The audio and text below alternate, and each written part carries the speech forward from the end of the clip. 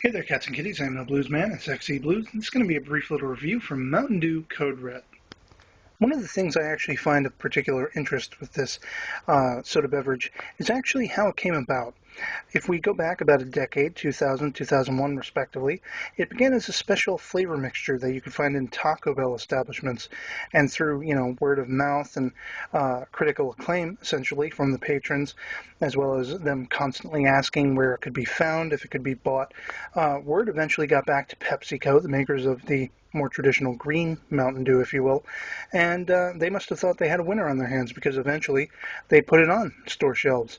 It began as what we still see today, really, the limited time during the summer months of the year special flavor, and it gained so much popularity that they made it a, tried and true regular flavor soda. Although it is, hard to find in certain areas of the country, which is of note, but it still stays pretty high up on the list as far as soda aficionados go, as being one of their favorites. To the extent, interestingly enough, that there are Facebook shrines dedicated to it, and as well as videos that you can find on YouTube proclaiming it as God's soft drink, among others. And but what that's really down to me, is the overall flavor and experience of it.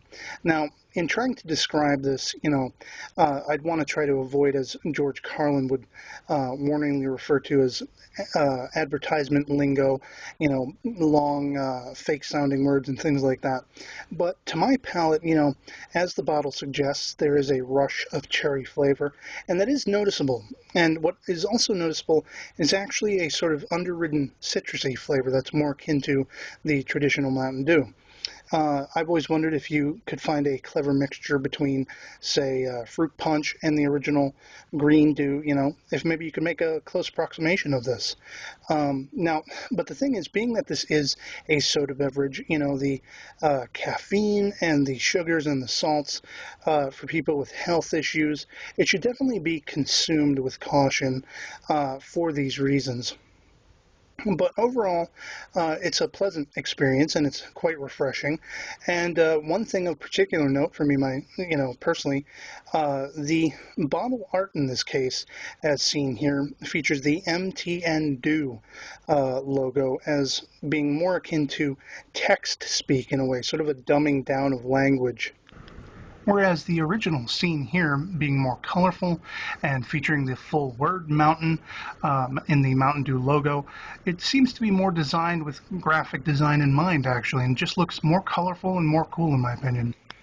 But suffice to say, it actually is a pretty refreshing overall experience, and there's a certain effervescence to it that it refreshes the palate. So that's pretty much all I'm going to have to say on it, and I'm going to go back to enjoying my glass, and I'll catch you all later.